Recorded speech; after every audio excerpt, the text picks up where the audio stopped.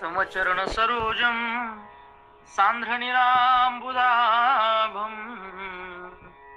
जगननिहित पाणी मंडनम मंडनानां तरुण तुलसीमाला गंधरम कंजनेत्रम सदयधवलहासं विठ्ठलं चिन्तयामि संपाद्य ध्यानञ्च विदाय भक्तिं विलोकितो येन समाधिराजः वैराग्यवन्तं सुविचारयुक्तं नमामि जोगं शिरसा गुरुंतं श्रीमन ज्ञानेश्वरीचं चिंतन आपलं चाललंय आणि त्या ज्ञानेश्वरी चिंतनामध्ये आपण तिसऱ्या अध्यायाचं चिंतन करतोय. आज येण्याकरता थोडासा म्हणजे 20 मिनिटं उशीर झाला, त्याबद्दल सर्वांची क्षमा मागतो. गाडी उशिरा जरी निघालेली असेल तरी प्रवास योग्य पद्धतीने होऊन योग्य ठिकाणी पोहोचणं गरजेचं आहे. त्याच्यामुळे तुमचा ड्रायव्हर पक्का आहे, फक्त तुम्ही लक्ष देऊन बसा, तुम्ही लक्ष द्या. आपण आपल्या वेळेमध्ये प्रवचन सेवा आटोपण्याचा प्रयत्न करू. आणि लेट येऊन मी पहिली चुकी केली आहे, त्याच्यामुळे मी उशिरा सोडून दुसरी चुकी करणार आहे. आपल्या वेळेतच कार्यक्रम संपेल, मात्र जेवढे वेळ होईल तेवढे चिंतन करण्याचा प्रयत्न करू. भगवंत अर्जुनाला सांगतात की अर्जुना, अरे स्वधर्माचं अनुष्ठान करत असताना, आपल्या वाटेला आलेलं कर्म करत असताना आपण करायचं असतं. आणि अर्जुन हे लक्षात ठेव, जे संत आहेत, जे मोठे आहेत, त्या मोठ्यांनी विशेषत्वानं याचं आचरण करायचं असतं. तर कारण काय, तर माऊलींनी कारण सांगितलं की जे जे मोठे करतात ना बाळा, ते लहाने त्याचं अनुकरण करत असतात. भगवंत म्हणतात यद्यदाचरति श्रेष्ठः तत्तदेवेतरो जनः संयत्प्रमाणं कुरुती लोकस्ततून वर्तते. माऊली म्हणतात येत वडील जे जे करीती तया नामो धर्म ठेवीती त्याची अनुष्ठिती येर सामान्य सकळ. माऊली म्हणतात की मोठे जे करतात ते लहाने करतात. त्यामुळे जे संत आहे, जे महात्मे, जे पोहोचलेले आहेत, तर त्यांनी असं आचरण करावं की बाकीच्यांना त्याचं अनुसरण करता यावं. आणि भगवंत म्हणतात अरे अर्जुना, मी तरी कशा करता आचरण करतो. भगवंत म्हणतात मलाही काही करण्याची गरज नाही, मी देखील या सर्व गोष्टीतून बाजूला आहे, पण देखील या लोकांकरताच करतो. आणि तेच भगवंत समजून सांगतात, न मे पार्थास्ति कर्तव्य त्रिषु लोकेषु किंचिन नानवाप्तमवाप्तव्य वर्त एव च कर्मणि. भगवंत म्हणतात पार्थ, हे अर्जुना, या त्रैलोक्यामध्ये मला कर्तव्य म्हणून काहीही शिल्लक नाही. मला काहीतरी मिळवायचंय किंवा काही मिळवायचं राहिलेलं आहे असं काही नसताना देखील मी कर्माच्या ठिकाणी रत आहे, मी कर्माच्या ठिकाणी वर्तवणूक करतोय. आता अनेकांची गोठी काहीशा सांगू किरीटी देखे मीच ये राहटी वर्तत असे. भगवंत म्हणतात अरे अर्जुना, मोठ्यानं कशा करता करावं, स्वतः करता नव्हे तर या जगाला आचरण करता यावं म्हणून करावं ना. अरे बाकी कोणाकोणाचे दृष्टांत तुला काय देऊ रे बाबा. आता अनेकांच्या गोष्टी आणि काही सया सांगू किरीटी. अरे अर्जुना, मी बाकीच्यांबद्दल काय बोलू. देखे बघ, मीची राहटी वर्तत असे. अरे बाबा, मी स्वतः देखील याच पद्धतीनं आचरण करतोय. याच पद्धतीनं म्हणजे कसं, भगवंत म्हणतात मला काही कमी का. काही साकडे काही माते की कवने एके आडते आचरे मी धर्माते मनसीचे. काय काही साकडे माते. भगवंत म्हणतात मला कशाचं साकड आहे का. साकड म्हणजे अडचण असत. मला कशाची अडचण आहे का, म्हणजे माझ्याजवळ काही नाही का. मला याच्याजवळ नाही असं काहीच नाही. वाक्य लक्षपूर्वक आहे ना. भगवंताजवळ नाही अशी कोणतीच गोष्ट या जगात नाही.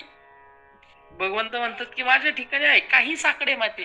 मला कशाची कमी आहे का. मला धनाची कमी म्हणावं तर याची पत्नी लक्ष्मी, सत्तेची कमी म्हणावं तर सगळं जग याच्या ताब्यात आहे. धन आला, सत्ता आली, मान आला, ऐश्वर्य आलं, ताकद आली, जे पाहिजे ते याच्या जवळ आहे. बरं, याच्या शब्दाची व्याख्या हा कोण आहे हे सांगत असताना माऊलींनी सांगून ठेवलेलं आहे. ऐका, यश, श्री, औदार्य ज्ञान वैराग्य ऐश्वर्य हे सहाही गुणवर्य वसती जेथ म्हणून तो भगवंत. त्या भगवंताची व्याख्या करत असताना देवाची व्याख्या करत असताना माऊली सांगितलं त्याजवळ आहे सगळं, ज्ञान आहे ऐश्वर्य आहे वैराग्य सगळं सगळं सगळं काही त्याच्याजवळ आहे. आणि मग सगळं त्याच्याजवळ असल्यामुळं त्याला कमी कशाची नाही. भगवंत म्हणतात कमी नाही. बरं कवने की अर्थे किंवा माझ्या अंतःकरणात एखादी इच्छा आहे का? जसं प्रवचनाला उपस्थित सर्वांच्या अंतःकरणात काही ना काही इच्छा आहे. तुमच्या अंतःकरणात इच्छा आहे, माझ्याही अंतःकरणात इच्छा आहे. हा, काहींची इच्छा सांगण्याजोगी आहे आणि काहींची इच्छा सांगण्याजोग्या नाही. काहींची इच्छा सात्विक आहे, काहींच्या राजस आहे, काहींच्या तामस आहे. कोणाला वाटतंय सप्ताह करता पंगत द्यावी, कोणाला वाटतंय सप्ताह करता अन्नदान करावं, कोणाला वाटतंय घर बांधावं, कोणाला वाटतंय पंगत द्यावी, कोणाला वाटतंय पाहुणे रावळे जेव घालावे, कोणाला वाटतं मला मानपान मिळावं, कोणाला वाटतं मला विद्वत्ता मिळावी. ज्याचं त्याचं वाटणं वेगळं असेल, पण प्रत्येकाला काही ना काहीतरी वाटतंय, प्रत्येकाला काही ना काहीतरी अपेक्षा आहे, प्रत्येकाला काही ना काहीतरी इच्छा आहे. पण भगवंत म्हणतात की मी आचरण करतो या धर्माचं या कर्माचं, अरे माझ्याजवळ कशाची कमी आहे का? का मला कोणत्या गोष्टीची इच्छा आहे? आचार्य मी धर्माचे म्हणते जरी भगवंत म्हणताय की बाबा मी यांच्या कशा करता जर धर्माचं आचरण करतोय असं तुला जर वाटत असेल तर भगवंत स्पष्ट सांगतात, तरी पुरतेपणा लागी अनिक दुसरा नाही जगी, ऐसी सामग्री माझ्या अंगी जाणीसी तू. भगवंत म्हणतात अर्जुना आणि पुरतेपणा लागी आणि का दुसरा नाही जगी. महाराज भगवंत त्याच्या इतका संपन्न जगात दुसरा कोणीच नाही. आणि भगवंताने स्वतः सांगितलं आणि पुरतेपणा लागी आणि का दुसरा नाही जगी.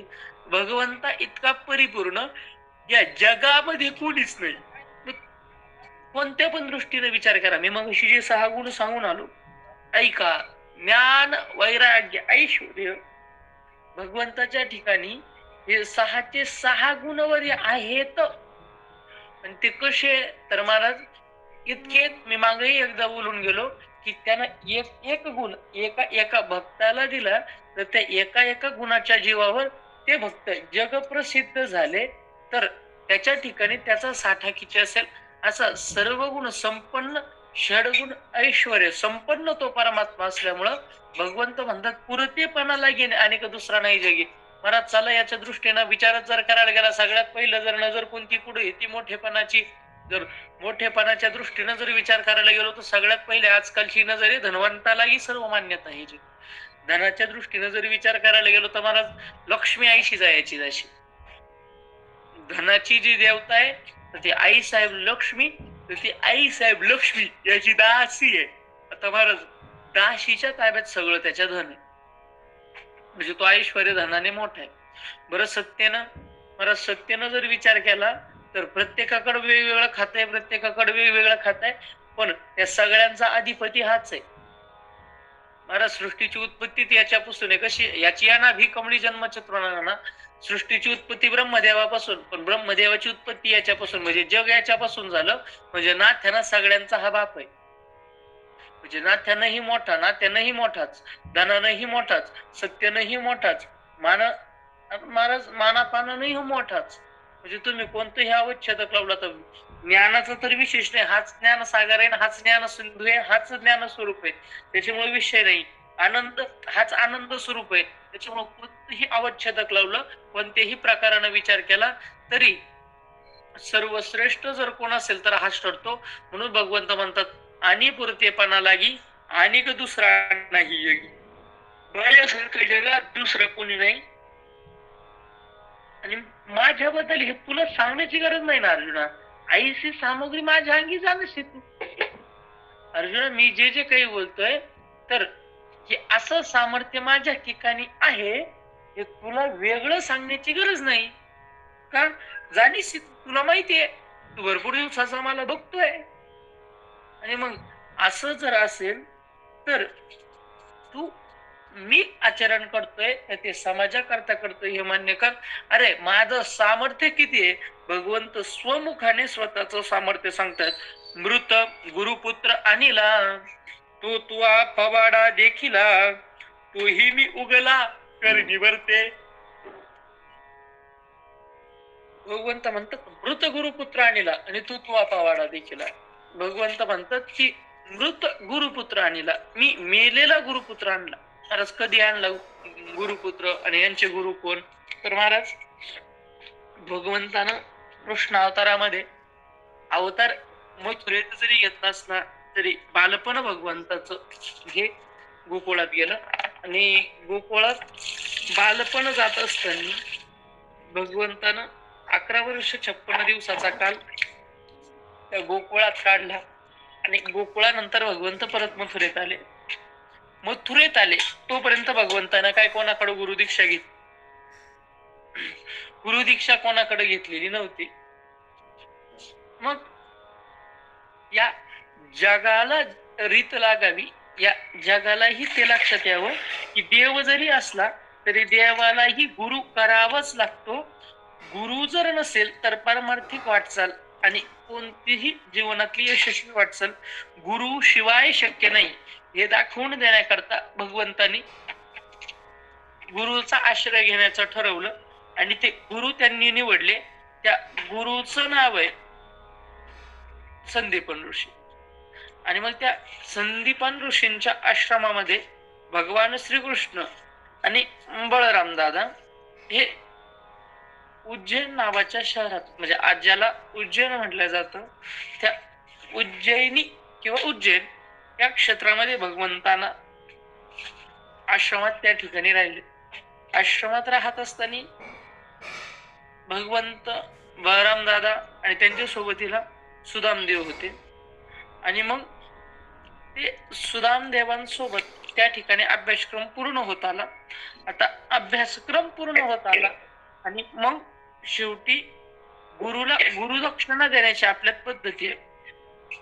आणि मग गुरुला गुरुदक्षिणा देण्याच्या पद्धतीनुसार भगवान श्रीकृष्ण संदीपन ऋषींच्या समोर गेले आणि संदीपनांना सांगितलं, महर्षी आपण काहीतरी गुरुदक्षिणा मागावी जेणेकरून आपण शिकवलेल्या या ऋणातून मी ऋणमुक्त होईल.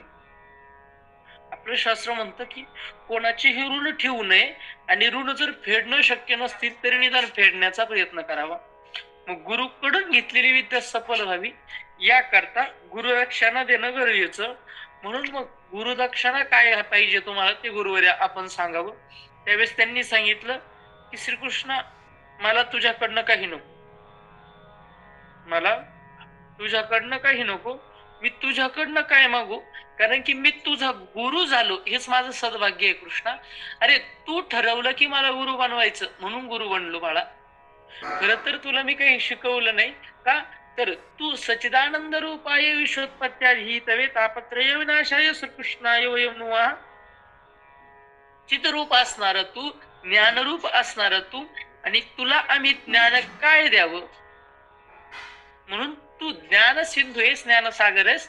देवा तुझ्याच फक्त कृपेने मला गुरु बनण्याचं सद्भाग्य मिळालं, यापेक्षा जास्त मला काही नको.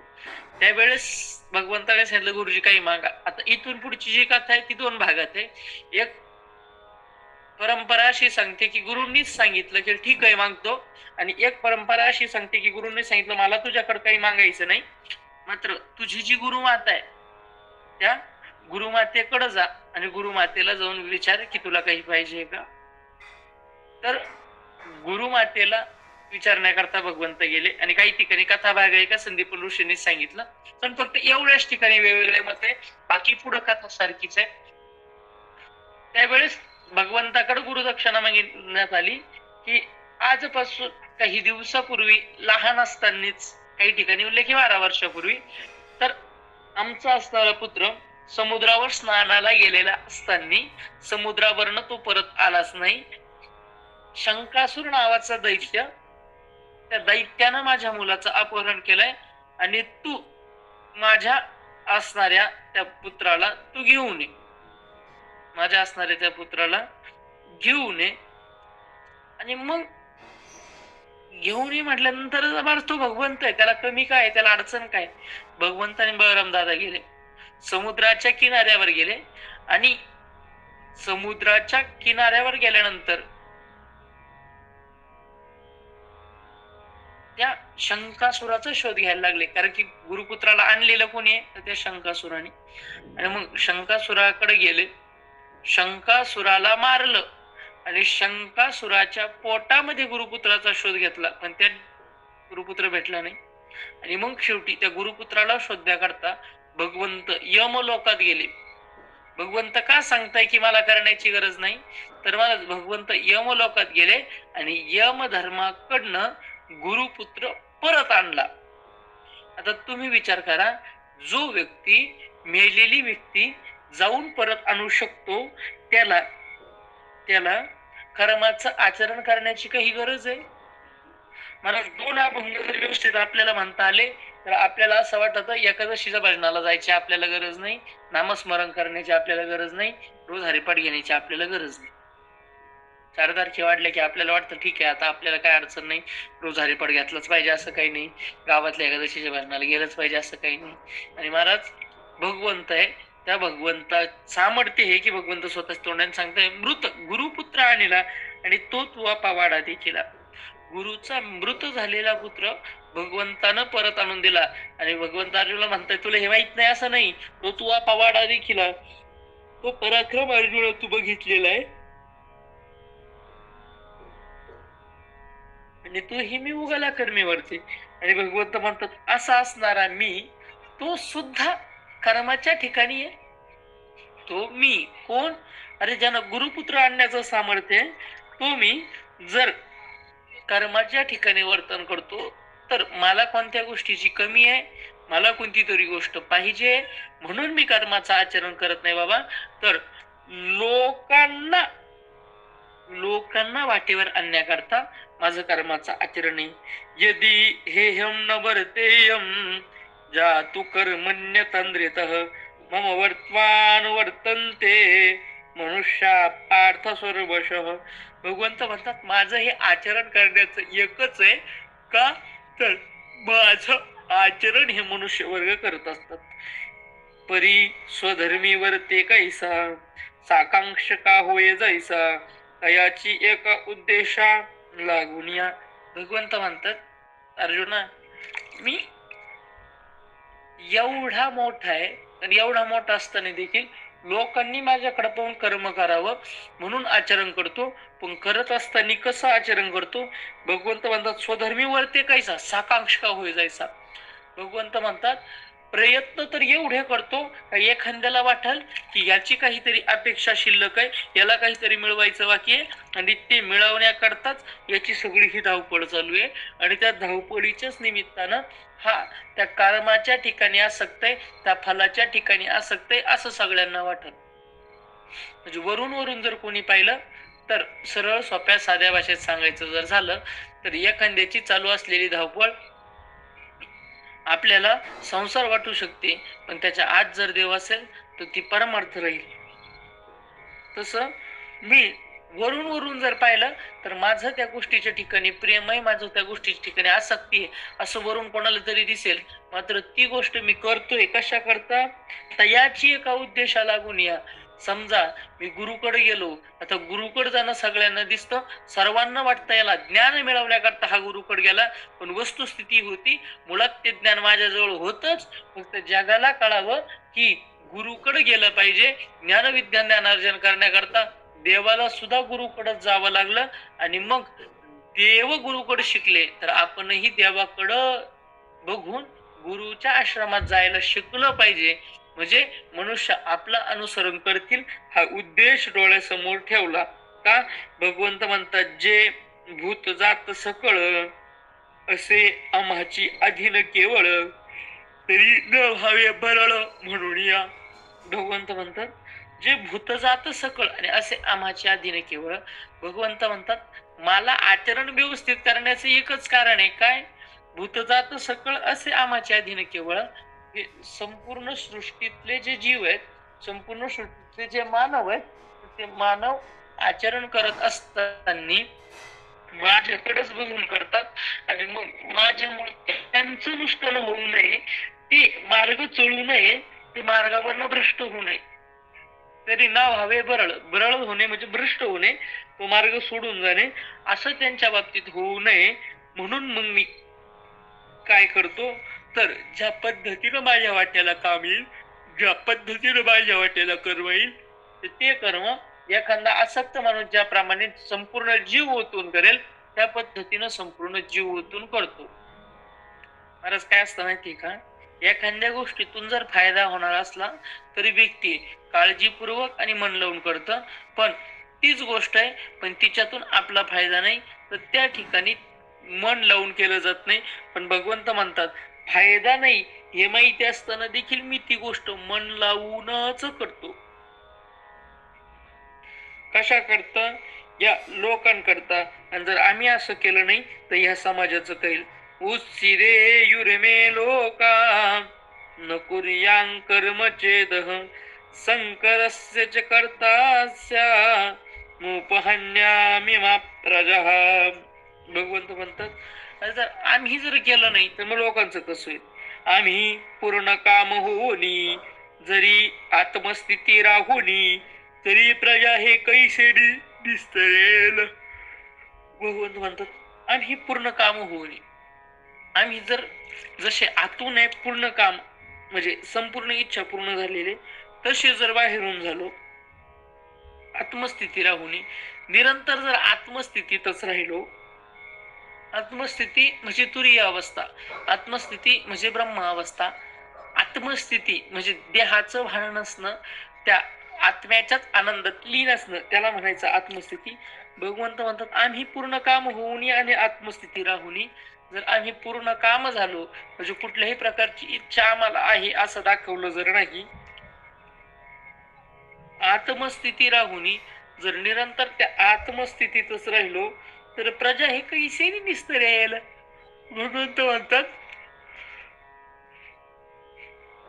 प्रजा म्हणजे हा संपूर्ण समाज कसा उद्धार होईल यांचा.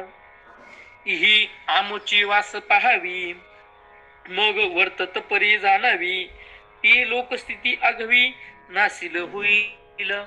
भगवंत म्हणतात की बाबा ही आमुची वास पाहावी, यांनी आमचं वाटपायची की कशी वागतात आणि मग वर्तती परी जाणावी. म्हणजे आम्ही जे आचरण केलं त्या आचरणाप्रमाणे समाजानं वागायचं आणि मग समाज जर आमचं पाहून वागणार असेल आणि मग ती लोकस्थिती आगवी नासिर होईल. भगवंत म्हणतात जर आमचं आचरण करून बाकीचे आचरण करणार आहेत तर आमचं जर वागणं चुकलं तर समाजाचंही वागणं चुकेल. त्यामुळं आम्हाला वागत असताना बाकीच्यांचा विचार करून वागावं लागतं. जर तसं नाही घडलं तर काय होईल, हे लोकस्थिती आगवी नासिली होईल. आणि म्हणून मग ज्यांना सगळं कळतं त्यांनी कसं वागावं, म्हणून समर्थ जो येथे आखिला सर्वज्ञ तेने सविशेष कर्मा ते त्याच्यावे ना. भगवंत म्हणतात म्हणून समर्थ जो येथे, जो कोणी समर्थ आहे, आतीला सर्वज्ञ ते ज्याला सगळं काही माहिती आहे ना बाबा, त्याने सविशेष कर्म ते त्याच्यावे ना, त्यानं या कर्माचा त्याग करू नये. म्हणजे ज्याला संपूर्ण कळतं, जो समर्थ आहे अशा व्यक्तीनं कोणत्याच पद्धतीत कर्माचा त्याग करू नये. मग काय करावं तर या लोकांना त्या कर्माचं आचरण करून दाखवावं. आणि कसं दाखवावं, सक्ता कर्मण्य विध्वंसो यथा कुर्वन्ति भारत कुर्याद विध्वंस तथा शक्ती चिकीर्षुरोक संग्रहम. भगवंत म्हणतात की कर्माचं आचरण तर करायचं, पण ते कर्माचं आचरण करत असताना एवढं स्वतःला आसक्त दाखवायचं, एवढं स्वतःला आसक्त दाखवायचं की जणू त्या कर्माच्या ठिकाणी, त्या गोष्टीच्या ठिकाणी आम्ही खूप आसक्त आहे. म्हणजे ती गोष्ट बघितल्यानंतर हा समोरचा व्यक्ती त्याच गोष्टी करता जीवन जगतोय की काय, संसारातच जीवन जगतोय की काय, असं वरून वरून पाहिल्यानंतर समाजाला वाटावं. अशा पद्धतीनं जगावं. कसं, भगवंत म्हणतात देखे फळाची आशा आचरे कामुक जैसा कर्मी भर होवावा तैसा निराशाही. भगवंत म्हणतात फळाची आशा आचरे कामुक जैसा. मी पूर्वीही दृष्टांत देऊन आलो 5 मिनिटापूर्वी की फळाची आशा आचार्य काम उगजायचा. एखादी इच्छा असणारी व्यक्ती ते काम जेवढं मन लावून करतं तेवढंच मन लावून ज्याला फायदा नाही त्याने करावं. आता तुम्ही म्हणाल कसं असं शक्य आहे? परत व्यावहारिक दृष्टीने जर वरचेवर बघितलं तर ती गोष्ट शक्यच नाही. समजा एखादा खड्डा खणायचा आहे, तो खड्डा खणण्याचे जर मला 100 रुपये देण्यात आले आणि एका जणाला सांगितलं की तुला काहीच भेटणार नाही, खड्डा खण, तर खड्डा कोण चांगला खणेल? तर ज्याला पैसे मिळणार आहे तो. ज्याला पैसे मिळणार आहे तो. आणि माऊली इथं म्हणतात की ज्याला फळ पाहिजे, ज्याला फळ मिळवण्याची इच्छा आहे त्यानेही त्याच ताकदीनं काम करावं आणि ज्याला फळ नकोय त्यानं देखील त्याच ताकदीनं काम करावं. महाराज हा उपाय सोपा आहे कर्मापासून वाचण्याचा, पण तो बोलायला सोपा आहे, करायला खूप अवघड आहे. काय? कोणत्याच कर्माच्या फळाची अपेक्षा करायची नाही, पण ते कर्म करत असताना तितक्याच ताकदीनं करायचं जितक्या ताकदीनं दुसरा कोणीतरी त्याच्यातून होणाऱ्या फायद्याच्या दृष्टीने प्रयत्न करेल तितक्या ताकदीनं. म्हणजे करायची क्रिया सारखीच, फक्त एकाच्या अंतःकरणात आहे की आपल्याला प्रयत्न करून काहीतरी मिळणार आहे आणि एकाच्या अंतःकरणात हे आपण फक्त प्रयत्न करायचे, मिळो ना मिळो घेणं देणं नाही. माऊली म्हणतात देखे फळाची आशा आणि आचार्य काम हो जैसा, कर्मी भर व्हावा तैसा निराशाही. अरे ज्याला अपेक्षा नाही त्यानं सुद्धा कर्म असं करावं की ते कर्म करत असताना फक्त फळाची आशा करायची नाही, बाकी कर्म सर्व करायचं. आणि एवढं का करायचं? एवढं करण्याची आवश्यकता काय? एवढं करण्याची गरज काय? तर भगवंत म्हणतात जे पुढत पुढती पार्था हे सकळ लोक संस्था रक्षणीय सर्वथा म्हणून या. भगवंत म्हणतात जे पुढत पुढते पार्थाने सकळ लोक संस्था रक्षणीय सर्वथा म्हणून या. भगवंत म्हणतात बाबा या सकळ लोक संस्था ज्या आहे ना, तर ह्या युगोनयुग रक्षणीय आहेत. यांचं रक्षण घडलं पाहिजे लोकसंस्थांचं. पण त्या लोकसंस्थांचं मोठ्यांनी आचरण केलं ते लहान्यांनी करायचं, मोठ्यांचे विचार लहान्यांनी घ्यायचे. हे जे आचरण आहे बाबा ते आचरण, त्यानंतर कर्मफळाचं त्याग करून निराशेपणानं काम करणं, ही जी लोकसंस्था आहे ह्या लोकसंस्था पुढं पुढं पिढ्यानं पिढ्या याचं रक्षण होणं गरजेचं आहे. आणि म्हणून काय करावं? मार्गाधारे वर्तावे, विश्व हे मोहरे लावावे, अलौकिक नोहावे लोकांप्रती. भगवंत म्हणतात मार्गाधारे वर्तावे आणि विश्व हे मोहरे लावावे. भगवंत म्हणतात स्वतः मार्गाच्या आधारानं वर्तन करायचं आणि विश्व हे देखील मार्गाला लावायचं. महाराज संत याच वचनावर जागतात. काय गरज आहे विश्वमौली ज्ञानोबरायांना वारी लिहायची? काय गरज आहे जगद्गुरु तुकोबरायांना पालखी सोहळ्यात यायची? गरज आहे जगद्गुरु तुकोबरायांना विश्वमौली ज्ञानोबरायांना पंढरीला जायची? महाराज जो परमात्मा माऊलींच्या समाधीच्या वेळेस ढसा ढसा रडतो त्याला भेटण्याकरता माऊलींना जाण्याची गरज आहे. आणि जया पूजिले आदरे पांडुरंगे, जो पांडुरंग परमात्मा तुकोबरायांचं पूजन आदरानं करतो त्या तुकोबरायांना विठ्ठलाच्या मंदिरापर्यंत पायी जाण्याची गरज आहे? गरज नाही. मात्र ते गेले म्हणून आज लाखो समाज जातो. जर जगद्गुरु तुकोबराय पंढरीच्या वारीला गेले नसते तर आपला काय संबंध होता वारीला जायचा? जर विश्वमौली ज्ञानोबराय जर वारीला गेले नसते तर काय संबंध होता वारीला जायचा? जर गुरुनाम गुरु हैबत बाबांनी जर दिंड्या चालू केल्या नसते तर काय बाकीच्या समाजाने दिंड्या चालू केल्या असत्या? या मोठ्यांना गरज होती का करायची? गरज नव्हती. पण कर्तव्य हे होतं की मार्गाधारे वर्तावे आणि विश्व हे मोहरे लावावे. स्वतःही मार्गाच्या आधारानं वर्तावं आणि जगालाही त्याच मार्गाची शिकवण द्यावी. जो मार्ग कल्याणाचा आहे, जो मार्ग सद्गतीचा आहे, जो मार्ग भगवंताकडे जाणार आहे, असा जो मार्ग आहे तो मार्ग त्या समाजाला दाखवावा. आणि दाखवत असताना स्वतः आचरण करून दाखवावं, तोंडाने बोलून नाही दाखवू. भगवंताने स्पष्ट शब्द वापरले, मार्गाधारे वर्तावे, मार्गाधारे बोलावे नाही. म्हणून जगद्गुरु तुकोबराय दिंडी आधी केली मग सांगितली. वाचन विठ्ठल विठ्ठल आधी म्हटले मग सांगितलं. उगाच नाही सांगितलं. कोणतीही गोष्ट सांगत असताना आधी त्या पथावरनं चालले आणि त्या पथावरनं चालत चालत पुढं जाऊन मग बाकीच्या समाजाला सांगितलं की बाबा आम्ही अमक्या अमक्या वाटेनं आलो, त्या वाटेनं तुम्ही या. आणि मग हेच असतं मार्गाधारे वर्तावे. स्वतः आधी आचरण करून दाखवलं आणि मग विश्व हे मोहरे लाभावे. आणि मग विश्व त्या पद्धतीनं मार्गक्रमणाला लावलं. अलौकिक नो हवे लोकांप्रती. तुमचा अवतार जरी अलौकिक असला, तुमचं कार्य जरी अलौकिक असलं, तुमचं स्वरूप जरी अलौकिक असलं, तुमचं सामर्थ्य जरी अलौकिक असलं, तुमची शक्ती जरी अलौकिक असली, तरी देखील लोकांमध्ये आल्यानंतर अलौकिक व्हायचं नाही.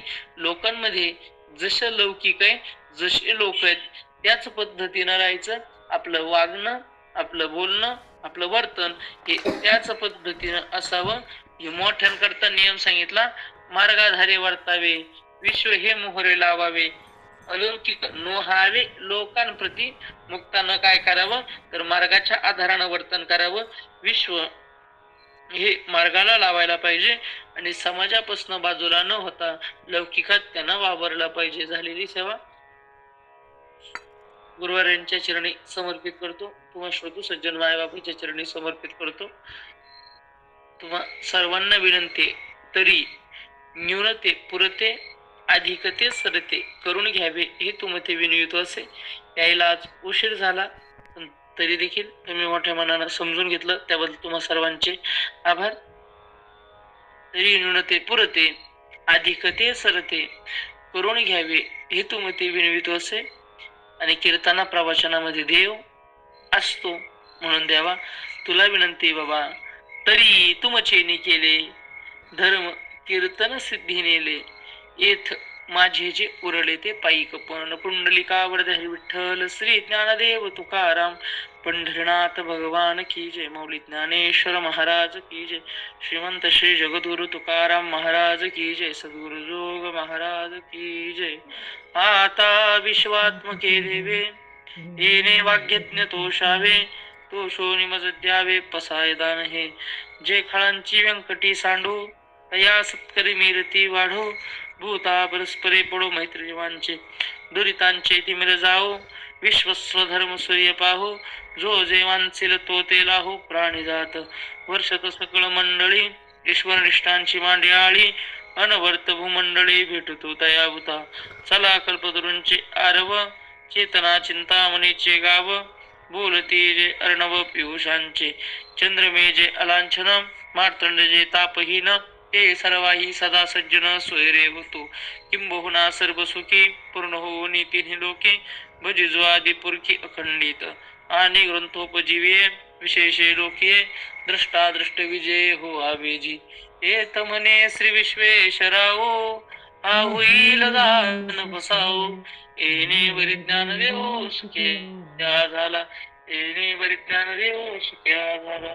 येणे वरिज्ञान देव सुख्या झाला. निवृत्ती ज्ञानदेव सोपान मुक्ताबाई एकनाथ नामदेव तुकाराम. निवृत्ती ज्ञानदेव सोपान मुक्ताबाई एकनाथ नामदेव तुकाराम.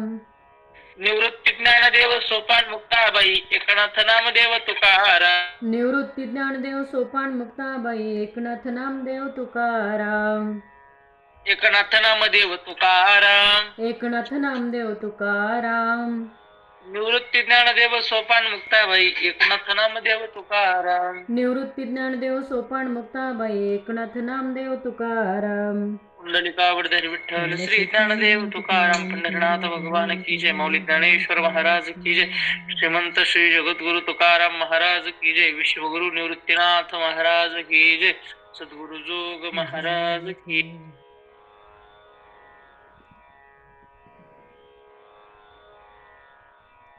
महाराज थांबत नाही. महाराज थांबत नाही दादा.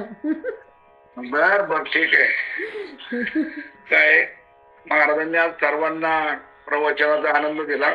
जरी गेले असले तरी आपलं कर्तव्य आपण त्यांचा आभार मानणं. तर रघुनाथ फाउंडेशन संचलित आमचे ज्योतिताई वारुणकर आणि आम्ही सर्व साधक वर्ग साधक मंडळी यांच्याकडून महाराजांचा खूप खूप आभार. महाराज धन्यवाद. जरी गेले असला तरी तुम्ही आम्हाला उपकृत करून गेलेत त्याबद्दल परत एकदा तुमचं अभिनंदन. रामकृष्ण हरी. रामकृष्ण हरी. रामकृष्ण हरी दादा. सर्वांना रामकृष्ण हरी. सर्वांना रामकृष्ण हरी.